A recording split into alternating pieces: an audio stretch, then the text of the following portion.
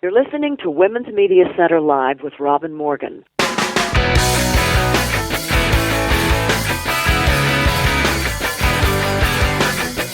Welcome to Women's Media Center Live. I'm Robin Morgan.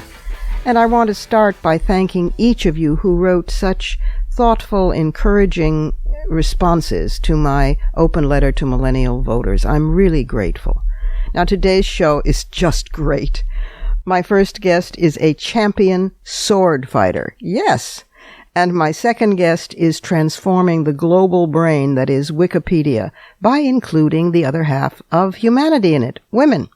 And there's a special surprise in Fighting Words at the end, a piece of election fiction. But first we have to go inside the headlines.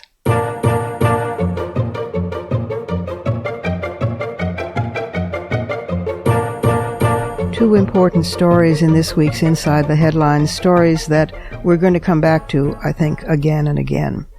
First, an Iranian appeals court has confirmed a 16-year sentence for one of Iran's most prominent women's rights activists. Narges Mohammadi, 44, a lawyer who's been in and out of jail over 15 years and has had several confrontations with the hardline judiciary. She defended victims of acid attacks. She has been on the line for women and women's rights every day. In June, she went on a hunger strike when she was prohibited from receiving phone calls from her children in France, where they're living in exile with their father, also an activist. And after an intense social media campaign, restrictions were eased, and she halted her hunger strike. And we're mounting another global women's movement protest against her imprisonment. So keep an eye out for that on Facebook and on Twitter. Her name is Narges, Narges Mohammadi. Meanwhile, in Poland, women are on the march. As many as 24,000 Polish women and men skipped work to come to Castle Square in Warsaw dressed in black to protest a sweeping new anti-abortion bill. On Black Monday, as it was called, huge protests swept other cities as well. 90 Polish cities, 116,000 participants were involved nationwide. Poland's existing abortion law, which was introduced after the fall of communism and championed by the Roman Catholic Church, is already one of the most restrictive in Europe. Abortion is permitted in only 3 cases: a severe fetal anomaly, a threat to the woman's health or life, or pregnancy from rape or sexual abuse. Under the proposed legislation, all of the procedures would be criminalized for women, doctors, and anybody who assisted, and they could all face up to 5 years in prison. Black Monday was the high point of protests beginning 2 weeks earlier. On social media, tens of thousands of Poles have posted pictures of themselves wearing black. Foreign Minister Witold Waszczykowski dismissed the protesters, saying, "Let them have their fun." The protest was inspired by the Icelandic women who paralyzed their country in 1975 by not going to work or doing childcare, and who sent solidarity greetings to this protest. And solidarity protests were also staged in Berlin, Brussels, London, Paris, Barcelona, and Kenya. You go, Polish people.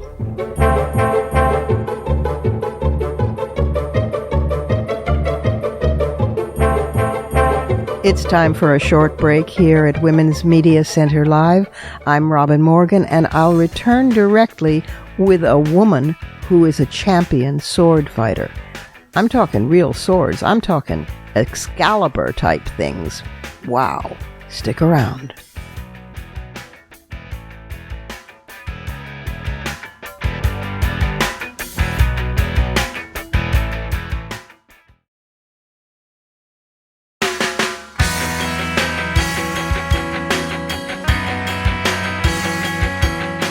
You're listening to Women's Media Center Live with Robin Morgan.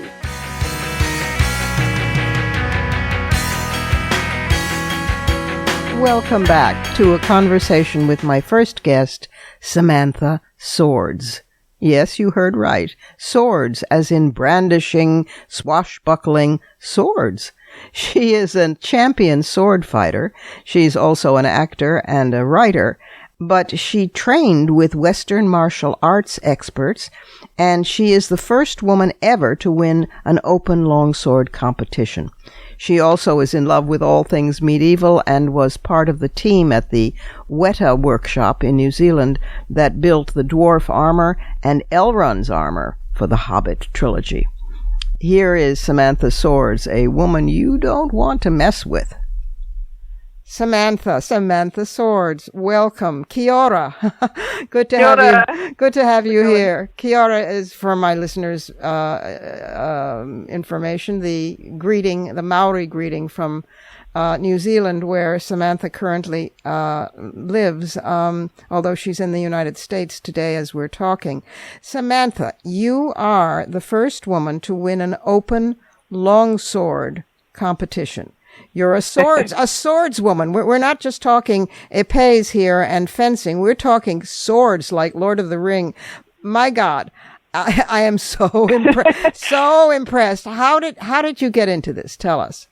Well, Lord of the Rings certainly played a large part in my pursuing of my passions. But I have to admit, I've been nutty about swords since I was an infant. Really, I have strong memories of dressing up as Peter Pan and sword fighting pirates, and then also dressing up as pirates. So, it's kind of been there from the start, really. But when you got serious about it, you then trained as a fencer, didn't you, for a few years? But I did, but I never really, honestly, I didn't really click with fencing. It was more just a fun kind of thing to do. I was always much more focused on medieval swords, and really single-mindedly. I wasn't interested in other martial arts. It was just the medieval sword. And it wasn't until I was an adult, really. I was 19 when I found out that actually there were a really rich martial arts heritage from Europe. And as soon as I found out about that, everything was on to me. I had to know everything I could about this. And thanks to the internet, I was able to answer a lot of my questions. Well, did anybody act surprised when you wanted to train in swords because you were, quote, a girl? I mean, New Zealand and Australia aren't really like that. I think everyone just sort of gets on with things. It's maybe more in the cities. There's more of a division, but certainly when you're from an area where there's a strong kind of country culture, gender doesn't actually feature that much. To be honest, I didn't really think of myself as a girl or even think about that being an issue, and certainly my instructors didn't. Or if they did, I certainly wasn't aware of that. So, in all of my interests, I've been lucky enough because of, I guess, the rights and the role of women in society to be able to just get on with it without too much in my way. Wow, that is very impressive. Did you find other women students at the same time? Or were you very few? And to be honest, I didn't really click about the fact that there weren't that many women in there. I don't know. I was a bit naive, to be honest. I think having that kind of freedom when you're growing up, right, and not thinking about gender, it's wonderful. It's really. You can think about what you love without distraction. You can get on with things, and it's only sort of been in my travels that I've really come to appreciate the limitations other people face, and their own minds as much as in their culture. Right. Well, I think all female people start out that way, just thinking, "Here I am. I'm a human person, going about my way," and then usually, certainly in Western societies and in different ways in all societies, round about puberty is when the clamps come down, and girls begin to change because of societal pressure. But it's true that in rural parts of whether it's Australia or New Zealand or the United States or anywhere for that matter, there is a different attitude toward women's physicality and physical strength because it's required. I mean, it's necessary if you're on a farm and if you're doing absolutely. I built some pretty good shoulder muscles from shoveling. I tell you that. I bet you did. So there you were. You started to train, and you also moved from Australia to New Zealand. Was that the shift? It was, yeah. I found out about the film industry when I was 15, and then I spent my last 3 years in high school completely, utterly single-mindedly focused on moving to New Zealand and working in the film industry. I was really just obsessed, for want of a better word, and that's exactly what I did. I left with almost very, very few life skills. I kind of left Australia and all of my support networks, moved to New Zealand. And, 4 years later, I was working in the film industry on some really great films, and eventually The Hobbit came along, and I was right in place to be a part of all that. And you worked at WETA Workshops, that's WETA, which is Peter Jackson's amazing sort of lab factory thing in New Zealand. Madhouse. Yeah, Madhouse that creates all the special effects and the animatronics and all of that stuff. So you built armor. You must have been in your element. Oh, so much.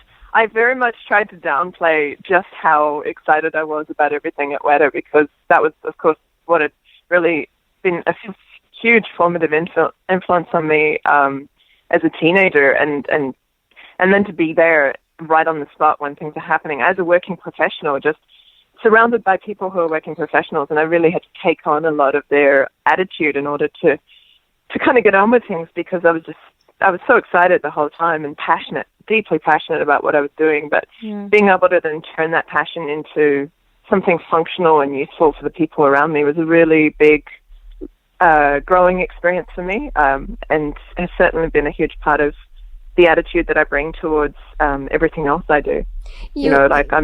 I'm reaching out to people the whole time that I'm doing anything I do, because I understand the effect it had on me, and how having other people help me, what a huge gift that's been for me in my life, and how I've developed. Yes, of course. I mean, and that leads me right to my next question that I was going to ask you. You've been quoted as saying, "I'm the only woman I know of that's competed in an open competition in historical longsword and have won against all takers." And this is the main point.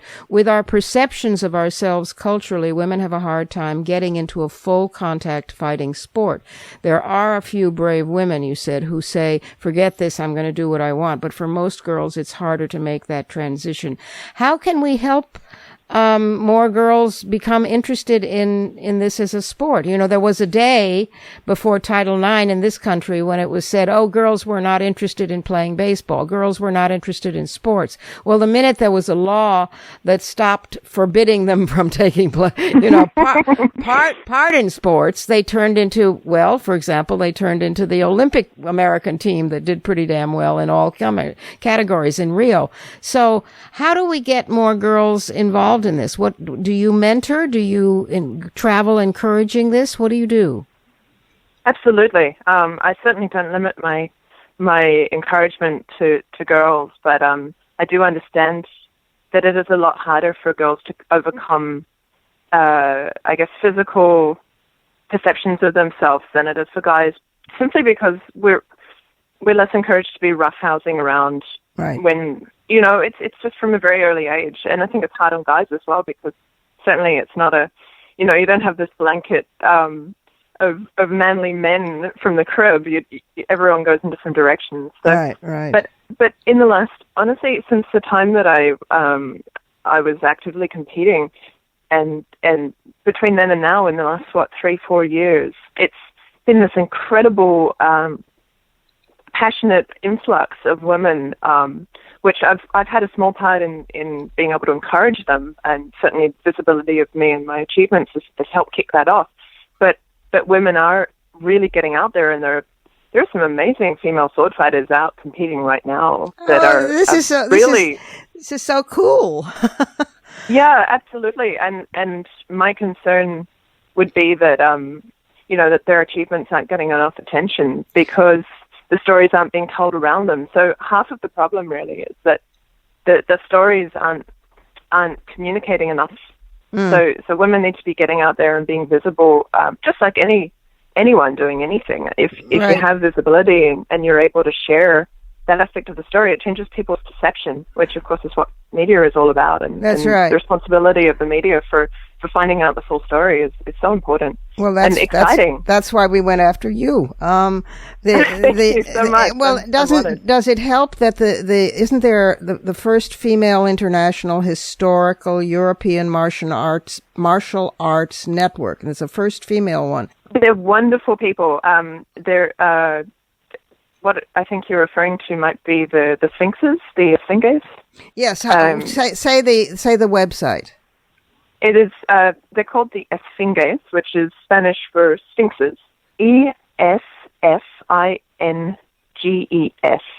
Esfinges. And they are the online answer to encouraging women who are getting into sword fighting to keep at it and, have support around them as they do what they do, because for a while there was a minority of women in clubs, sword fighting clubs, and I guess in some places there are still only one or two women, but in other places it's 50-50 or 70-30 even. Wow. Yeah. We're get out of the way, guys. We're taking it over. The great thing about sword fighting is that there's this kind of balance of force, because as soon as you bring a weapon into play, it's a force equalizer. Mm-hmm. So, of course, if the type of historical fencing you're doing is about, deadly intention versus competition, there's certainly an equal danger to both parties. If you're in a competition, I think there's a slightly different way of fighting to if you're actually in a fight for your life, because the intent is different between both fighters, the point that you give up is different, that kind of thing. So depending on what your goals are when you're training as a martial artist, if you're training for competition, it's a totally different focus. And right. I mean, you've got to intimidate with your whole body as well as your physical skill. Whereas if you're in a self-defense situation, which a lot of historical martial arts are based on, the outcomes are going to be different, because your goal is to be unhurt, right, completely unhurt, and to deal with your opponent. So, as we know from the Asian martial arts world, female martial artists are just as deadly as male martial artists.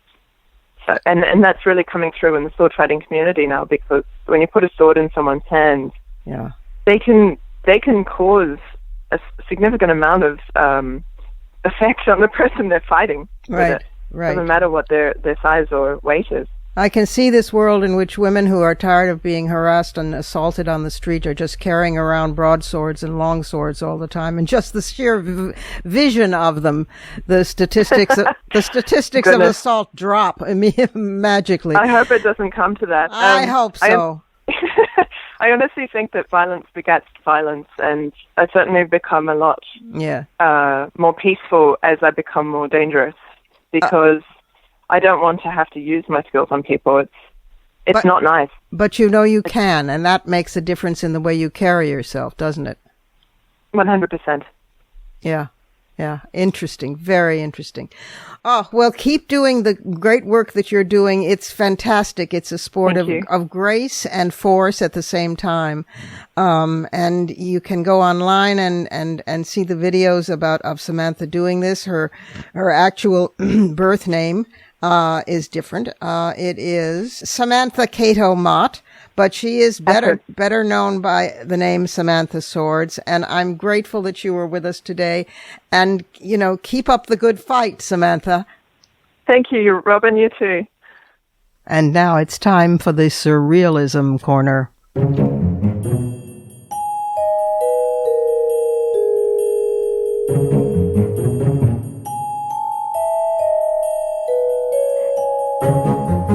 The Italian government decided it was going to promote Fertility Day on September 22nd recently. And they did a whole ad campaign with a woman holding an hourglass next to the words, "Beauty has no age limit, fertility does." And another ad showing a man holding a half-burned cigarette reading, "Don't let your sperm go up in smoke." So the campaign was intended to encourage Italians to have more babies, and instead, whoa, did it set off a furor among Italian women. The problem, apparently, in the government's eyes, was that Italy has one of the lowest birth rates in the world, and they wanted to do something about that. But the problem in the eyes of the women is not a lack of desire to have children, but the lack of any meaningful support provided by the government and by many employers in a country where the family remains the source of childcare, as one woman put it. The government may encourage us to have babies, but the main welfare system in Italy is still the the grandparents. There was such outrage that the government had to withdraw the campaign. It was surreal. Closer to home, you will, of course, remember that Donald Trump said on 2 occasions remarks that implied, not at all subtly, that maybe somebody should assassinate his opponent. At first he said that if Hillary gets elected, we may need Second Amendment people to take care of that. Maybe they can do something about that. And then a little later on, he said, how would she feel on the same issue, Second Amendment, how would she feel if we made all her Secret Service guards, he has them too, I might add, put down their guns? Let's see then what would happen to her. And both of these statements, like almost everything that comes out of what is known as his mouth, generated a lot of opprobrium and a lot of controversy. Well, now a gun rights group is raffling an AR-15 rifle with ammunition and a photo of Hillary Clinton. This was reported in the New York Post newspaper. The president of the gun rights group says thousands and thousands of tickets have been sold in a raffle for the rifle, and 1,000 rounds of ammunition and a framed portrait of Hillary Clinton. He is the president of Grassroots North Carolina. His name is Paul Vallone, V-A-L-O-N-E, and he told the Post that buyers are just scooping up tickets starting at $10 a pop for the Election Day raffle, aimed at defeating local Democratic lawmakers who are described as anti-gunners on a website for the fundraiser that is dubbed the Hillary Clinton Special. The website says, of course, we won't tell you what to do with the photo, but when we ran a picture of Hillary on the front of our newsletter, we heard it was very popular at the range. That is ominous and surreal, and also, these days, all too real.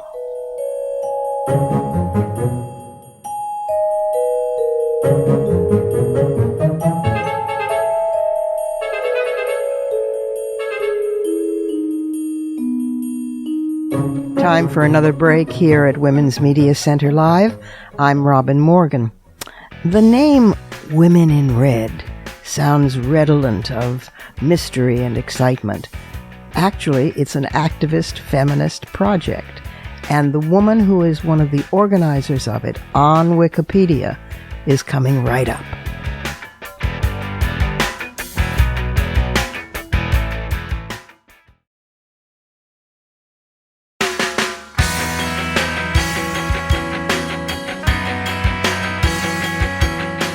You're listening to Women's Media Center Live with Robin Morgan.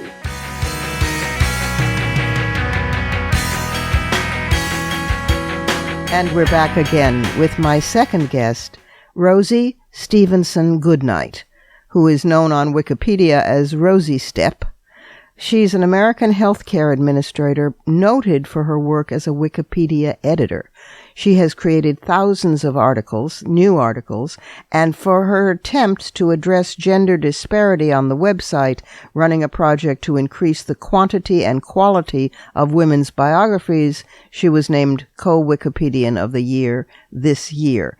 And her projects on Wikipedia that she's co-founded include wiki projects Women Writers, Women, and Women in Red, which we'll hear all about, which have together greatly increased the percentage of articles on women.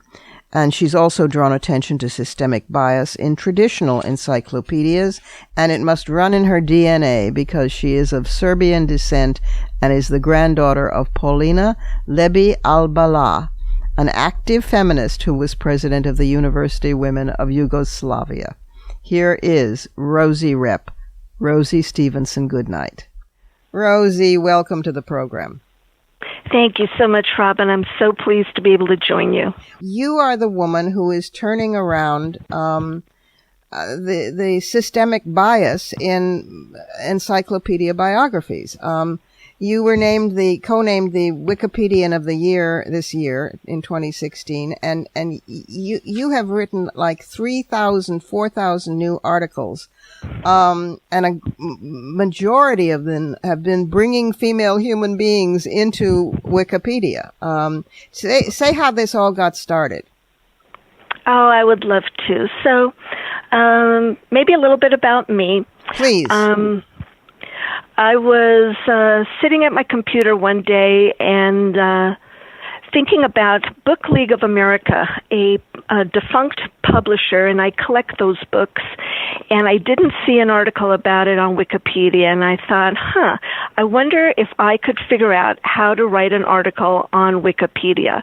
I knew that my younger son had done some editing on Wikipedia, and so I thought, well, if Sean could figure it out, I bet I could too. And so lo and behold, I did figure it out, and I wrote that article, very brief article, and it kind of got me started. I'd say within a few weeks, I was hooked. And then I went about just writing article after article, thinking to myself, I bet nobody's reading what I'm writing. I bet this is just... I did. I thought nobody was reading what I was writing, and I was just doing this for the pleasure that it gave me. But lo and behold, every once in a while, somebody would put some note on my talk page, and it became evident that people were reading what I was writing. And in fact, within about 4 months, someone read what I wrote about a people in the Amazon called Kalawaya people, and they nominated the article on the front page of the English language Wikipedia in a section called Did You Know? And I got a note on my talk page that my article appeared on the front page of the English language Wikipedia. And it was like one of those, oh my gosh moments. Yes. Like, I might be able to make a difference. And it just got me on a path of wanting to write more and more and more on a variety of different subjects. But at some point, my focus seemed to shift, and I started writing a lot more articles about women, and not just women's biographies, but I'm fascinated by women's works that are not on Wikipedia, but are notable and should be.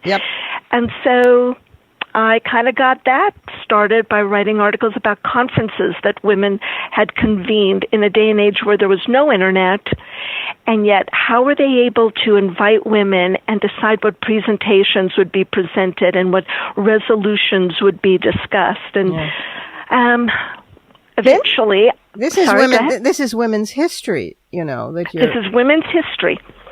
And eventually, I noticed other people were doing this too. I was not alone, and mostly by, let's say, 2012, 2013, we started celebrating March as Women's History Month, and many of us would write a lot of articles during the month of March regarding women, but only March. So 11 months we focused on whatever else we thought we wanted to focus on, but the month of March we kind of wrote a lot of articles.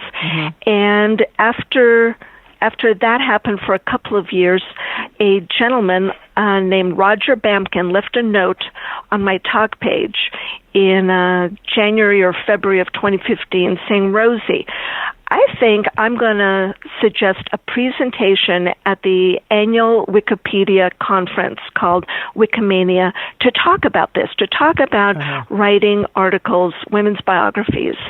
And I don't think I can do it by myself. Do you want to do this with me? Write up a proposal that we might present something. You don't have to knock, the door's open. And I said something to the effect of yes. And lo and behold, our presentation was accepted. And here we thought we got 3-4 months to write up some kind of a presentation, do a slide deck, and we get to go to Mexico City to talk about women's biographies. Wow. Well, from that it kind of grew. Well, let's also talk about women's works and women's issues. And from that, it kind of grew to, why don't we develop a project developed to this, and we'll announce it while we're on stage in Mexico City, a project dedicated to women's biographies, women's works, women's issues. And I don't know, maybe nobody's going to be interested in doing this 12 months out of the year, but we can suggest it and see what happens. After all, the subject is only half of humanity. I mean, only half. Yeah, how could it fill a year? Yeah, how could it fill a year? Go on.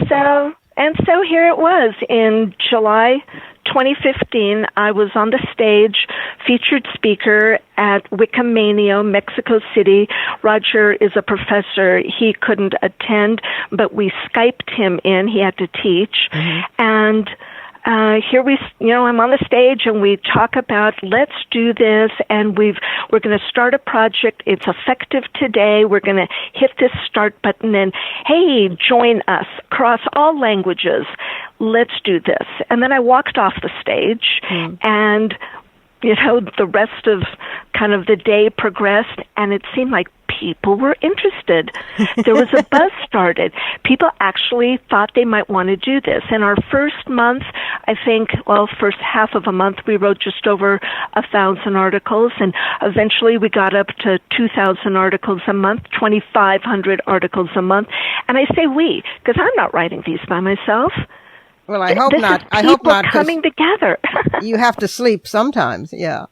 Exactly. But it became a community called Women in Red, where people feel safe to exchange talk page posts about what they're doing. We plan out events that we're going to do online during the month. We might be writing about women in leadership, women architects, Nigerian women entertainers, right. Women in food and drink. We vary it. Some months we only have one topic. Other months we might have 5 things going on. We write virtually. We are all over the world. And we say very kindly, we don't care who you are, just write the article.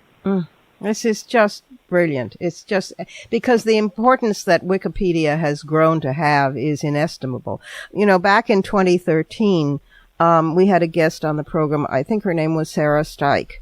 Yes. Yes, you know her. I do. Friend of mine. Well, she was terrific, and that was the first that I had heard anybody who was an editor at Wikipedia complain about the systemic bias, and she was, trying to do something about it, and she said there are other women who are trying, and, but it was kind of, I guess, lone voices here and there, and what you've done is now bring that together in the Women Writers Project and the Women's Project and the Women in Red. What is in red? How did red come to be the identifying color?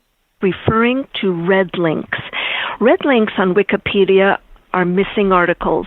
Whereas blue links, if you click a blue link, it'll take you to an article. If you click a red link, it doesn't take you to an article. It takes you to a page where you can start that article. So it refers to the missing articles as it is. But we not only refer to red links, the color of the links, but we refer to something we call red lists. And these are lists of red links. We have red lists for everything under the sun. I mentioned things like women in leadership, but we have them for all different disciplines within science, and women writers and women poets and women novelists. So we have these lists we've compiled, crowdsourced, of missing articles about women, which might have next to that red link a 1 or 2 or 3 reliable sources, so that if someone looks at this list of missing women novelists, right, they can see that there are already some references that someone has found and added, and then they can have a jumping off point to start that article. Oh, this is fantastic. You make it so friendly and accessible and easy for people to contribute. We try. Yeah. I mean, and you originally wanted to be an anthropologist, and your dad said no, you were not tracking off to Papua New Guinea to do research. So you started with that's why I guess you cited it earlier. Your first pieces on Wikipedia were that of an armchair anthropologist, but you have now taken on the biggest anthropological study on the planet, which is male female. Why such discrimination by one half of the species against another? Yeah, you're right. And you the typical biography of a man in traditional encyclopedias has been, which you've now researched, is 5 times longer than one of a woman in the same field. My God, that bad, huh? Yeah, that is, and it's not just even the length, but it's what's included in it. From things like women's biographies tend to also have more information regarding family ties, whom they were married to, whom the children were, their parents, and so on. It doesn't mean that that's not included in men's biographies, but it tends to be more so in women's than in men's. And other things like linkage in women's biographies tend to have fewer links to other articles on Wikipedia than men's biographies. The categories in a woman's biography tend to be fewer in number than for men's biographies, and so on. So there's a lot of work to be done after that first edit is made and that article is created on Jane Doe. Just improving the article, there's a lot of work to be done, and there's room for a lot of people to come and join the things that we do, and we offer a safe space where you can do it at Women in Red. Yes, I mean, and really, I think the importance of this can't be understated, because it is, Wikipedia for a while had a bad rep as just sort of anybody could, log in and put in anything, or but then there was a tightening of that, and it's now well respected, and it's sort of the global encyclopedia. So the absence of women, or the misrepresentation or the underrepresentation of women, is a very serious thing. How can we encourage people to get more involved and become part of this terrific thing that you're creating, which should actually be an accurate world encyclopedia? I think the first step is create an account. It's easy.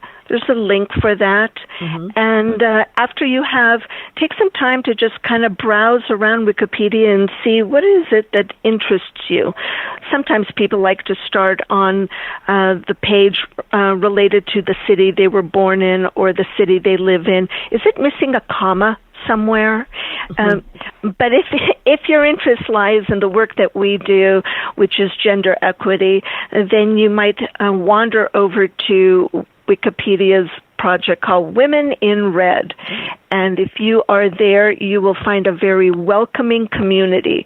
Our talk page has close to 2,000 entries, and there isn't one harassing entry on the page. We're not quite sure why there isn't, and we're grateful that there isn't, but between the women and allies who are working on this project, we tend to have an environment that's conducive to getting work done and being social with each other without the negativity associated with other parts of Wikipedia. Rosie, that in itself is thrilling, given the tone so much against any time any woman raises her head online. That you haven't had one harassing element, and that there is a camaraderie. That's just beautiful. Thank you. Congratulations. Congratulations on the whole thing and everything that you're doing. Wikipedia, Women in Red, and we've been talking with Rosie Stephenson-Goodknight, and thank you for what you're doing, because it's really putting women into the global brain. Thanks, Robin. I really appreciate the opportunity to talk about this. One last break here. I'm Robin Morgan. This is Women's Media Center Live, and in just a few moments we'll return with some fighting words.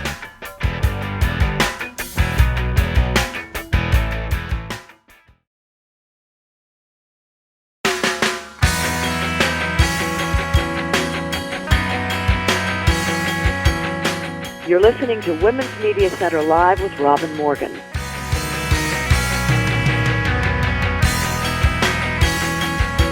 Welcome back. Something different this week. For a special, exclusive edition of Fighting Words, go to robinmorgan.net/blog and read what's there. And that's it for today. This program is syndicated, but if you can't find the broadcast on a radio station in your area, you can always visit us at WMClive.com for the show, plus the archive of all our previous episodes. And we're at iTunes worldwide. There you can stream, download, and subscribe to our show's podcast. Also, be sure to find WMC Live on Facebook and Twitter. Portions of this program were taped earlier. Opinions expressed here do not necessarily represent the WMC. Here's the family for Women's Media Center Live. WMC President and Executive Producer of this program, Julie Burton.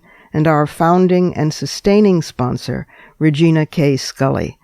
I'm Robin Morgan, your producer and host. Thank you for being with us, and don't forget to join us next week right here on Women's Media Center Live.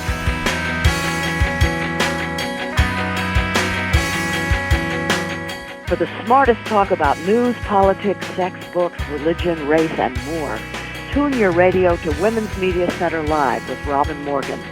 Audacious, witty, provocative, informative, and fun.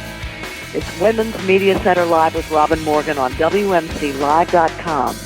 Talk radio with a brain.